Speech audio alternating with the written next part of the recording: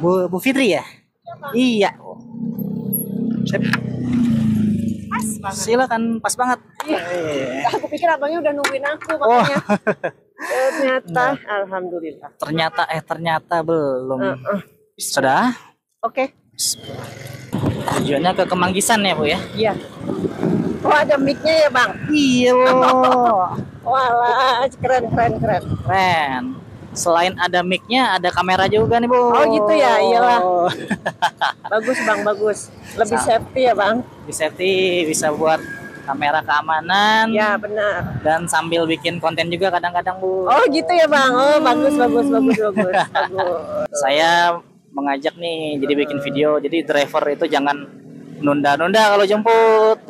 Customer pun kalau order maksimal 5 menit setelah order tuh harus udah ada di lokasi jemput gitu. Iya, benar. Itu salah satunya, itu biar kalau saya damai. sih bukan masalah gitu, Bang. Kadang-kadang kita udah nunggu lama di cancel sama driver. Nah, itu juga. Itu dia. Makanya kadang saya suka ngasih saran tuh ke customer. Kalau 2 menit driver nggak ada konfirmasi, itu sudah layak untuk di cancel gitu. Tapi kadang-kadang kan kalau kita cancel rugi di penumpang, Bang. Kenapa rugi penumpang? Semakin kita cancel semakin naik harga. Itu kalau kondisinya sedang hujan atau habis hujan. Enggak, semuanya. Misalnya saya suka cancel nih. Driver tidak bergerak, saya cancel dong. Karena tidak ada titik. Kalau enggak saya cancel. Driver tidak bisa dihubungin, saya cancel dong. Justru harganya naik di saya, Bang, rugi dan. Begitu. Iya, sering begitu. Tapi entah ya, pengalaman saya juga beberapa kali pernah pakai juga sebagai customer. Kalau kondisinya normal, nggak hujan, nggak ada demo, nggak ada macet berlebih gitu ya, itu 3 kali cancel berturut-turut, itu nggak naik harganya. Tapi kalau seandainya kondisinya lagi memang drivernya jarang nih, kayak lagi habis hujan atau lagi demo macet, nah itu sangat mempengaruhi. Kalau saya enggak. Enggak. Oke. Terus terang saya ngomong jujur nih ya, saya nggak mau ngelebihin, nggak mau ngebelain diri saya juga, Bang. Karena seperti itu, terjadinya itu seperti itu. Ini driver saya WA, kok nggak dibales, nggak gerak juga. Akhirnya saya jawab aja tidak bergerak. Lah, kok jadi harga saya naik? Kesannya itu salah di penumpang ya.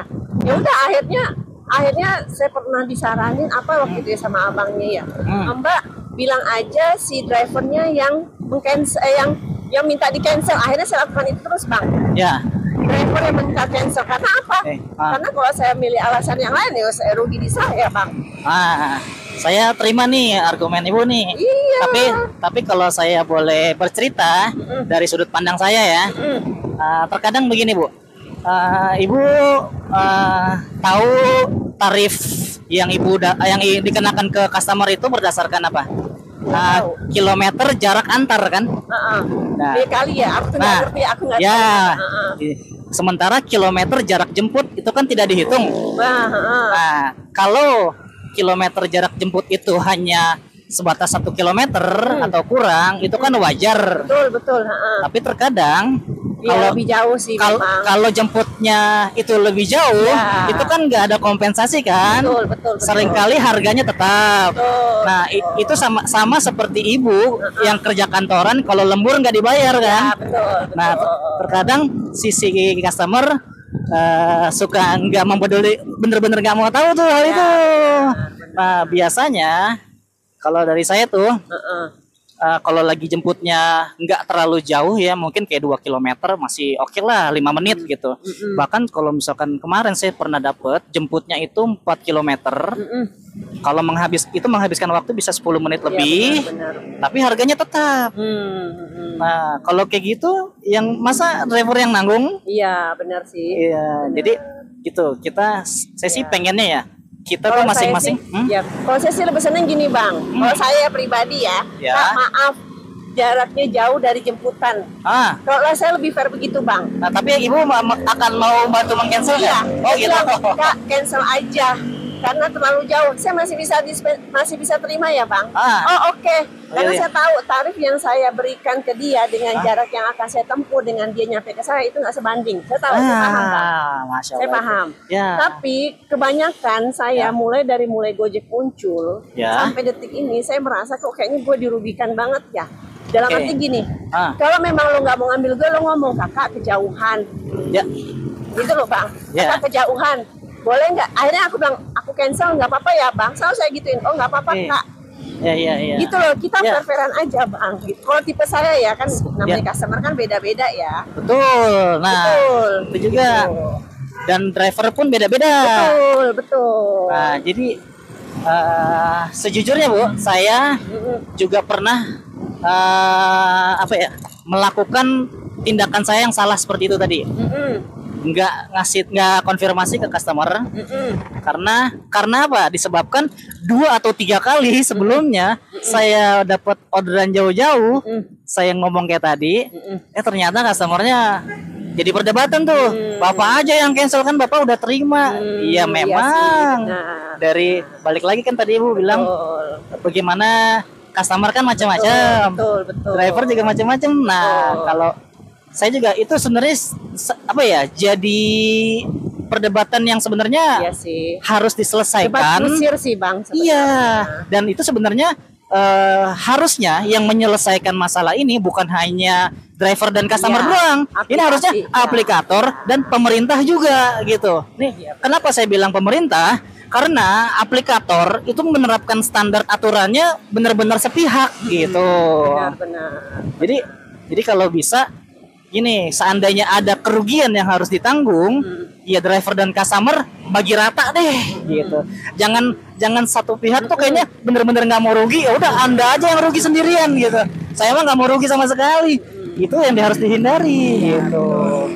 Karena beberapa kali gini Bu, saya kalau dapat order jauh nih, saya menyerahkan tuh ke customer nih, Kak, posisi saya agak jauh, sekian kilometer, berapa menit, kira-kira mau tunggu atau atau order ulang Bang.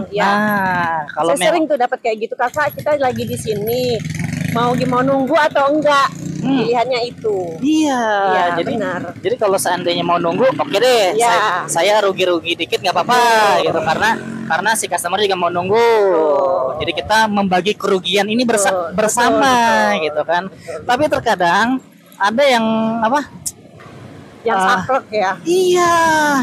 Benar sih. Jadi udah terima orderan gitu. Betul. Padahal kalau bagi driver terima nggak terima orderan tuh kayak makan buah si malakama, serba salah. Benar sih. Dan kadang udah mau nunggu tapi kayak minta buru-buru kan udah tahu tadi sebelumnya jaraknya itu segini, butuh waktu misalkan 8 menit. Tapi baru 2 menit aja udah, Pak posisi di mana? Aduh, gimana nih? Pas udah dikit lagi mau nyampe, di cancel. Iya, benar sih. Nah, itu kan sebenarnya kan kasus-kasus yang bisa jadi pertimbangan juga. Iya, benar. Kenapa si driver melakukan ini, melakukan itu, gitu.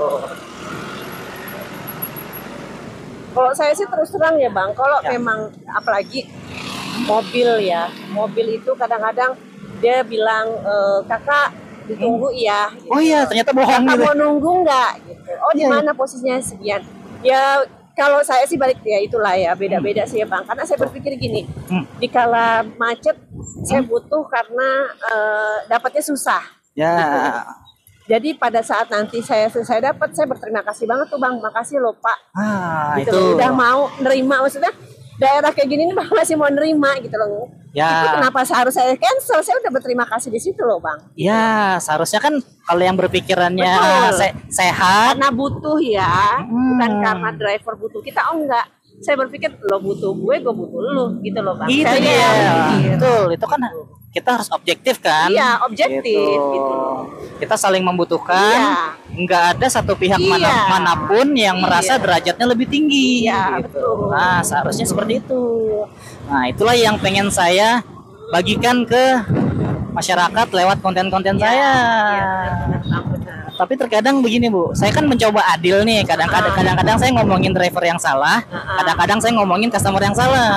Tapi seringkali kalau saya ngomongin customer yang salah, banyak komentar-komentarnya dia kayak pengen balas dendam karena banyak driver yang salah gitu. Padahal kalau memang driver salah, ya nggak berarti menjadi alasan Anda untuk berbuat salah juga kan? Betul. Gitu. Betul. Masa disamaratakan dengan yang lain, ya nggak juga lah. Iya. Ya kan? Misalnya dia kecewa sama driver ini, Bang, terus terang saya bolak-balik kecewa. Bukan dengan aplikasi ini ya. Ada satu lagi yang hijau juga. Oke, nggak perlu saya sebutkan, Abang sudah tahu lah. Tapi sebenarnya kalau kita nggak bisa menyamaratakan juga sih. Ya, ada satu kecewa. Kita udah berusaha baik, ternyata dia yang ugal-ugalan itu wajar ya. Ya, kalau ugal-ugalan itu udah nggak ada. Itu akhirnya aku berpikir, oke, gue stop nih aplikasi ini. Dan sampai detik ini aku nggak pernah pakai, Bang. Oke, ya itu sih udah keputusan pribadi ya. Karena apa ya? Gila, udah nyampe. Ini gue rugi banget gitu loh maksudnya. Tapi aku tidak mau melampiaskan dendam itu, cuman aku melampiaskannya dengan tidak menggunakan aplikasi dia. Ya, itu keputusan pribadi. Gitu. Wah, kayaknya nggak cukup nih waktunya nih ngobrolnya. Benar. Makasih banyak ya Bu Fitri. Makasih ya Bang. Aduh, filmnya ada mic-nya. Estetik ya. Terima kasih. Assalamualaikum.